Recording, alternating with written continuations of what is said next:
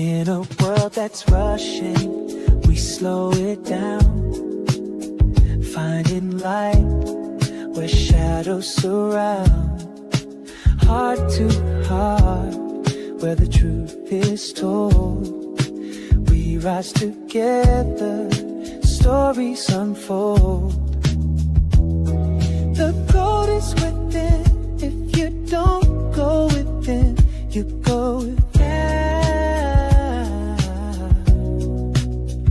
Every voice, every heart, it's what we're about. Together we rise, hand in hand, soul to soul. Warm, safe and loving, making each other. Hello. Hello. Well, welcome everyone. I am genuinely looking forward to today's conversation because we're diving into something I think is something we all experience, and it's whether we realize it or not. We often think that our biggest challenges are the people around us, right? If we think about our spouse or our partner, maybe our children, our parents, coworkers. But what if some of the greatest opportunities for growth are actually hidden within the patterns we keep repeating? So today I'm joined by mother-daughter dynamic duo who have spent years helping people understand those patterns, navigate relationships with greater awareness, and begin the work of healing from the inside out. So today we are flipping the tables around and we are welcoming Rochelle Schwartz and Alicia Schwartz. Ladies, welcome and hello. It's a good switch. I kind of like it. It's very cool. And who else better to have you interview us than you? Thanks. Thanks so much. Yeah. So I just want to get right into this topic because when we last chatted on this a few months ago, I've been sort of percolating in my brain and I'm just like, ooh, I can't wait. So I know like of recent topic or word, buzzword that we've been hearing around the internet and online and in spaces around maybe wherever we hang out, we hear the term shadow work more often than we have in any recent history. But I am suspecting a lot of people don't actually know necessarily what it means. And they probably beyond that couldn't explain it. So when someone says shadow work, what are they really talking about? Well, from what we've been doing this for so long, basically to make it really simple, shadow work is the things that we hide, deny, and don't want to show the world. Now, that's not only dark parts of ourselves, that's also the light of who we are as well, right? We have the duality of both. We have the dark and we have the light. So with the shadow work, what we do is we go inside and we really dialogue with the part of ourselves that's been hidden in the shadows.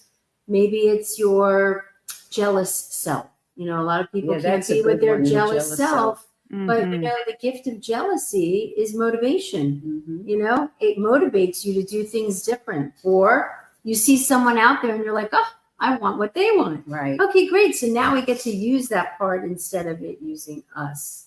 And it's the same thing with the light part of who we are. Maybe you look out in the world and you see, what's another light quality? Beautiful. You admire someone beautiful. Yeah. So we go inside and we look. What's the gift of being beautiful? Yeah, it's a disowned part of ourselves. Either way. Yeah. And we learn to own it. We do. We really do. We earn it, let me tell you. We do. And it's wonderful and it's freeing and it's loving when we could get all pieces of who we really are. And it's not a head process. Shadow work is moving from the head to the heart. Yeah. To be willing to let go of the mind and then get into the heart and really integrate that part of you, because we are duality. We are walking dualities, right? You don't know cold if you don't know hot. Right? You don't know up, you don't know down.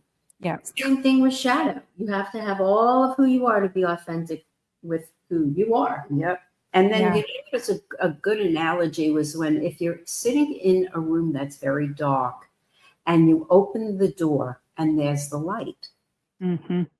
And, that's such an easy way to see something like that. because most people want to hide Yeah, and deny all of it. that's right. It's But easier that way. Yeah, Yeah. but there's so many gifts. But it's funny. I hear that. We hear that all. It's What? easier to be in the dark. It's because you're comfortable. We Right. talk about patterns. Yeah, those It's Yeah. a comfortable is. pattern. Yeah. It's like putting on a nice comfy, cozy nightgown. You're used to it. So Yeah. if you open up the light to it, you're like, Mhm. wait, oh, okay, I can see where this jealous part of me has served me in my life. Yeah. It's motivated me. Yeah. Yeah, I think that's really interesting too. I can say for myself, having recognized that jealousy when I first got together with my husband. And I remember sitting down on the edge of the bed thinking to myself, okay, what is this actually doing for me? It's only making myself crazy, right? Like all I'm doing is running down this rabbit hole of, oh, what if? Oh, what if? And I guess I didn't realize at the time, 20 some years ago that I was doing shadow work at the time, but here I was doing it and not even knowing because I was like, this isn't serving me in a way that's productive, right? It's sure it may be motivating me, but it probably not in the right ways until I sort of started to embrace it and understood like why it was there and what it had done to serve me to that point. So I think that's that analogy too with sitting in the dark and opening the door. I think that's a really beautiful imagery of like what's possible when you get a little uncomfortable. And light comes in, watch out. That's right. It's wow. It is magical. It really Yeah. is magical. And it's I love funny it. that you said jealousy because when you do this kind of work, you get to see and feel if something's coming up for you and it's not them, Right. it's you. And I remember with Alicia, as a mother, you always want to rise higher and that better and that all this kind of stuff. And I became very jealous of her. Now, I'm sure a lot of mothers will not ever say that. Yep. Yeah. But I couldn't take it. It was like driving me crazy. So I did go within myself and started to write out what she was actually showing me. Yeah. And it was so powerful. And then I happened to, because I have number one, a sacred space, and I know there's no judgment. So and I do the same work. So I happened to have said to her, I really want to share this with you. And I did. And I said, I was very jealous of you because Alicia is a manifester. She's very quick. I'm on the slow train. I'm like, okay, I'll breathe it in and then I'll see. All right. But, and I got to see that it's like she was showing me what I could do as well. And that's what's so great about the shadow. Yeah. When you use it. Yeah. Yeah. So I'm curious, when someone first comes to you, what tells you that they might be ready to actually embark on the journey to do this work? You knew it was coming. Yeah. It's really easy because once someone shares a little bit about what's going on for them, usually it goes into a pattern. Oh, my mother, my father, I can't stand when they do this, and then it's not just them, then it's the husband, and then it's the kids. And so, we really kind of assess and we ask them powerful questions like, okay, well, do you know what shadow work is? Mm-hmm. This is what it is. So if you're willing to take the journey, this is what it's going to look like. And then you just explain it. And if they're ready, they know. Yeah. They know. Yeah. They know they're ready. And I think a lot of clients that come to us, basically it's a pain. They're in some sort of pain. They've used and worked with every modality you can think of, and nothing has worked. Yeah. And so they're ready and they're willing to take the plunge and trust us. Yeah. It's amazing. I think about one person I'm working with right now, and she's going to end up working with the mother, I'm sure. And she came to me 3 weeks ago. Mm-hmm. And in 3 weeks, the girl is like, oh, you taught me this and it's like so amazing because it's not like it takes long, because when you're ready to see it, the shadow of who we are, the light and dark, boom. It's like an instant transformation. It's just a shift in perception. That's all it is. That's all transformation is. Yeah, that's, I that love is, that. what'd you say? Oh, I just said I love that. I apologize. No, it's okay. That's the truth. And it's usually people, you know, I could look at people and I know right away, boy, can you use shadow work? You know, they're in it and they're repeating their relationships and complaining, but they have to be ready. Yeah. And Yeah, it's because change. you don't want to. You can't drag someone along in this process. It won't work. Right. So the assessment part Mhm. is like humongous. We ask powerful questions, and we know right away, as well as they will by the end of the call, if they're ready to take on this kind of work, for sure. And I think we're very good at, you know, being very honest with people that come to us. And a lot of people are afraid of change. They're so into the regular normal that it becomes their habit, their life. But, you know, Joe Dispenza says something, when you're crossing the river of change. And that's the truth. When you're willing to cross the river of change, there's so many opportunities that people don't even know that they're missing, really. And it's so freeing. That's the thing about shadow work. You become emotionally free. Yeah. You don't walk around hiding. Oh my Right. God, what if they find out? Right. What if they, I mean, it's like, you don't care if they find out because you already know. Yeah, that's true. And I think the one thing that I can say in all these years of working with people, doing my own work, still doing my own work, it always comes down to self-love. It's just what it is. And don't you think doing shadow work gives you Oh, it that sure does. self-love on steroids? It does. It really, really does. And so go ahead. I know you want to say something. Yeah, no, I think self-love, it also taps into self-trust, right? Those two are a little bit of the opposite sides of the same coin. And, you know, self-trust is something I see in people in my world, and, you know, letting go of stuff to be able to trust that it's going to be done. It's similar to what we're talking about here with the self-love piece, is that, you know, you're trusting yourself to know that what's on the other side is going to make you a better human. You know, it's funny. I hear this all the time. I'm not safe with XYZ. Now, I agree with that. But if you're not safe inside yourself, you're not safe. Because if you were safe inside yourself, you would know who to be safe with. You wouldn't put yourself in positions to be unsafe. Now, I know there's circumstances outside of things that happen, and it's a way to just be able to protect yourself, to give yourself that kind of self, you know, trust, self, listen to the intuition that comes from that, you know, and build that self-trust, because a lot of times we step over it. And that's where you're no longer listening to that voice. You're listening to the outer world instead of the inner world, which is already telling you, don't go with that person, stay away. And that's the lessons we learn, you know, which is part of being human, to learn these lessons. And that definitely comes from when you are a child and you don't trust and you feel unsafe. And then you yourself become unsafe within yourself. So there's some wonderful, magical moments that people can really receive and change their story. Because after a while, the story doesn't work anymore. You can't hang on to it. You can't. And well, you can, but it's not going to give you anything. Yeah, that's the beautiful piece. Thing. Yeah, that's the beautiful piece.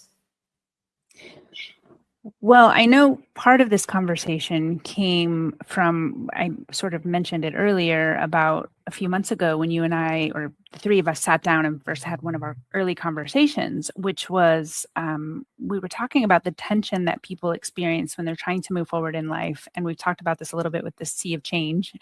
And you made an observation. I think it was Rochelle that said it. It may have been Alicia. I can't remember. But we were talking about the two being in disagreement. And I remember writing it down because I thought it's not just like a sentence or it's something that we just like brush past. It's an entire conversation. And I don't know if you recall who said it, but I really have kind of been noodling on it since we had that conversation back in, I think it was May. And can you take us back to that moment and like, what did you mean by the two being in disagreement? And why do you think that shows up so often in our relationships? Well, I think that when you're in disagreement with someone, it's because you're not hearing what the other person needs and wants because you're in your own, disagreement in your own head. So to get out of that would be to step outside of your own self for a moment and step in and say, is there something you need to share with me? Is there something you need to communicate with me? Because we keep going back and forth and we're not hearing each other. Right. So let's kind of find a time where we're not both triggered in this and we can sit down and really look at what this is all about, go ahead. No. And I would say that most people, including me, have to be right. I will stand on my deathbed to show you how right I am. And I think you're more than me because I'm like, okay, let's move on with it. It's because I'm probably older. Yeah, but it's like, and it's without a doubt a practice constantly until it gets to a point where you go, you know what, whatever. And it's like, I got to go look at this stuff because why do I care? I don't have to be right. Mm-hmm. And there's a saying, you want to be right or do you want to be happy? And it's a choice. Yeah. And I think that the whole being right thing is it's just like we have these righteous positions. We know better. We know what's right for people. Right. And the truth is we really don't know what's right for people. We have to allow them to be where they are and support right where they are. And I think that helps in every relationship. I do it with my mom. When we're in this kind of triggering moment, I'll stop and I'll be like, okay, she needs to go there. So I'll let her. And I'm going to just. Yeah, she learned that. She did learn that from me because I was like, I'm out. She's like bye-bye. A ball in a china shop. So I'm like, okay, she's in her little ball in a china shop. So I'll just let her be. But it helps because it's really helped me allow her to be where she needs to be and me not step in and try to fix or change because it's not going to help anyway. They need to be where they are. We all do. Yes. So giving space in the relationship for wherever the person is a gift. And you give yourself into the other person. And I think it's also communicating it because I would say, I can't. She wants to know right away. What'd you think of this? And what'd you think of that? I have to walk away and just be so I can really see what it is that's going on. And that's what I think she's become really good at that for me because otherwise I check out real quick. So, and all my life I have people all around me that have to be right. Well, and it's because we're only reflecting what we are. Correct. Right. So once we get that we don't have to be right, the outer world will mirror that to us. Yes, they will. People, places, and things will show up differently. You'll find people more open and more receptive, and they'll let you be, and they're not going to be right because you're not right. Remember, your inner world is a reflection of your outer world. Yeah, and I think that's great because you give people that space because I don't have to be right. If I'm sitting and talking to my sister, let's say, I don't have to be right. So I just let her talk. And that's it. It's very freeing for both. Yeah. And I think the piece about space is huge, right? I think it's something that as a society, we don't do. And we're in such a rush all the time. And people aren't really, they're not really listening to hear, right? They're listening to respond. And I think that kind of fits with this narrative of what we're discussing right now is it's like, okay, Alicia has learned over the years, like, okay, Rochelle needs her space for a minute. Like, let's let her just process however she's processing. And when she's, ready to have the conversation, we can continue. And I think that that's a really powerful thing that you both have touched on and have kind of driven the point home. But I just sort of wonder, do you see it? I know we've talked about this from the relation of like being the Gen X and the Gen the Boomer generation, and we're going to take a quick break, but we're going to come back and pick up on this piece. So stay tuned, and we'll be right back.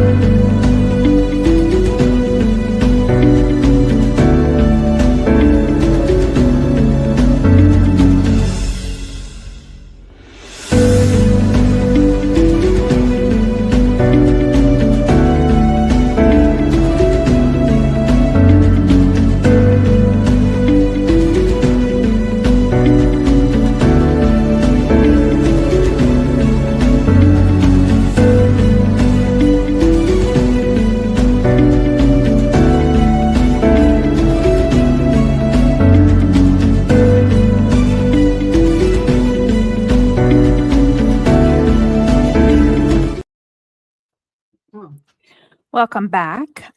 So we were just talking about the element of rushing in conversation and not giving that, I call it the power in the pause, really giving someone space to allow them to process and whatever it is that they're thinking to work through. So something I've noticed is that often we're in a hurry, and not just with schedules, but with each other. And we're quick to respond, or we're quick to reassure, or solve a problem, like you were saying, just kind of like interrupt or butt in, or whatever the case may be. So how do we practice creating enough space for someone to really be simply just to be heard? I think it's trust, that you really need to trust yourself, because I have been that way many times. I have so much I want to say, and I don't want to forget at this stage of the game. So I'll cut that person off so I can bring my point out. And it just doesn't feel good anymore, because that person is sharing something and you want to give them that space of respect. Because you know what? Most of the times when we jump in on somebody, we are missing out something that could be fantastic for us to learn. So that, I think, is really, really, really important. It really is. And I'm still practicing that, because I catch myself. I really do. So go ahead. What do you think about it? Well, I think that you have to have restraint. Restraint is a good one, because if you could be with that restrained part of you, you'll know when you can drive in and move out, go in, move out. And it does really help when you have that level of restraint. You know, I used to think restraint, again, you talk about the shadow, I used to think restraint was so bad, right? Because I had an experience when I was young with someone with restraint. So I didn't like that part of me. But then when I found that restraint really gives you a lot of gifts, it really helps you pause, listen, understand someone, maybe, you know, get a different point of view before you just launch into somebody else. It allows you some space and freedom, to be honest. A lot of freedom, restraint. And I also want to put in that when growing up and you're never heard, and there it goes, and it's like balls to the wall, I'm talking, I don't care.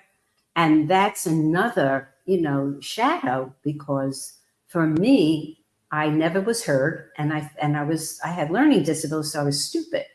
So it's like a wild ride on that as well. And the other thing too, I think restraint gives you boundaries. Like, you know, as a kid growing up with a learning challenge as well, you know, all I wanted was attention, because I wasn't getting it the normal way, right? Because my brain didn't operate the same. So when I learned this level of just restraining, just listening, it was just a whole new world opened up for me with that part of me. I think I appreciate that piece about the boundary and hearing you both kind of coming at that in different ways. And I kind of alluded to this before our break, but coming at this from our respective age groups, right? And how we were raised and how, as a mom, Rochelle to Alicia, that shows up in your guys' relationship from the perspective, okay, like I've done this work and I also identify this in myself because, we're only human, right? I think a piece that popped in for me was kind of hearing that little bit on boundary and growth. Like, what's the difference, would you say, between discomfort that signals growth versus discomfort that signals boundary? Well, that's a good question. I mean, I think boundary is something that's still uncomfortable for some people. Like you feel it in your body, you're like, oh, that's like a boundary. Growth, I think, is more expansive. It's more exciting. Even if you're scared, there's still a level of excitement. You know what I mean? Boundaries, it's not the same in that it gives you that excitement in the beginning. Usually it's like like for me, it's like a feeling in my body, like, oh, okay, that's right.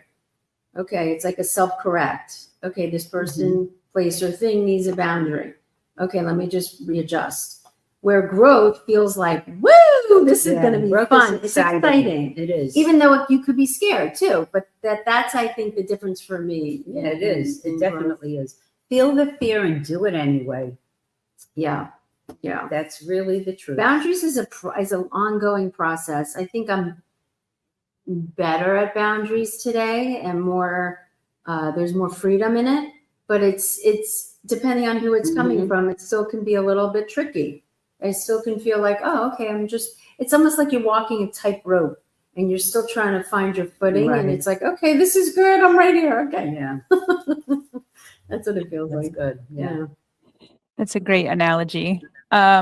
So if someone kind of is recognizing themselves in this conversation, what is a tiny first step they could take this week? Always look in the mirror. We're big mirror people. If someone's triggering you emotionally and you're pointing your finger or you're pointing back at you, you kind of know that's a shadow lurking in the in the background, because that's a good way to determine if you're emotionally triggered. Then it's usually a shadow, light and dark, by the way. And the mirror doesn't lie. So look in the mirror. The mirror doesn't lie. It really doesn't. And you can also write a letter. Writing is so powerful. You get all your thoughts out. It's very safe. And nobody's going to look at it unless you share it. So in a journal, it's one of the most wonderful things. And another tool as far as writing is do alternate handwriting, somatic writing. It's fascinating. It really is. It takes you to another level. It's great. Yeah. And I think to what you're saying too, Mom, in the journaling, when you journal, we get it all out of, and you can maybe write as you're journaling, this person triggers me when they do whatever that is, when they yell and scream, and just start writing out what those triggers are. So when you get the trigger, you could see, okay, where am I triggered and what is it I need to do inside this kind of, we're talking shadow work, to look at myself and see maybe there's a part of me in there that I'm getting triggered by. They're mirroring something in me. Yeah. And most likely it is. Yeah. Usually when you're pointing, three are pointing back, it's usually you. Yeah. Because if you're not emotionally charged, you're not on a shadow. No. And that's great. It's just information like, hi, how are you? That's how you know. I think that's a really powerful recognition. So I think one of the biggest takeaways from today's conversation is that our relationships don't just tell us about other people. They often tell us about ourselves. So, Rochelle and Alicia, I thank you both for sharing your beautiful wisdom and experience and reminding us that awareness isn't about judgment. It's really about creating possibility for something different. And I would, we're going to share your information, of course, but if someone would like to learn more about your work, what's the best way for them to get in touch with you? Well, they can get to us on Coach Rochelle at Comcast.net. And I think mother-daughter. Dynamic Duo Duo on all social on media. Facebook. And then we have a new website coming out Yes. in the next, hopefully, week or so, which will be really great. So we'll be able to give that as well. DM us on either platform, social media, LinkedIn, Instagram. Facebook.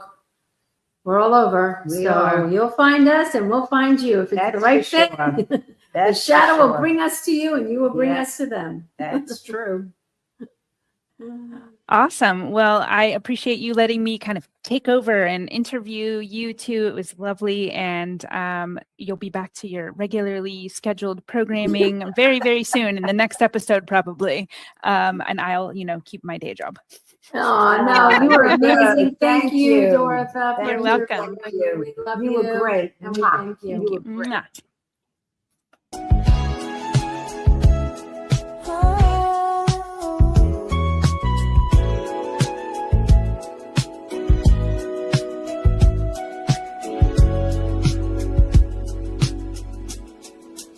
In a world that's rushing, we slow it down, finding light where shadows surround. Heart to heart, where the truth is told.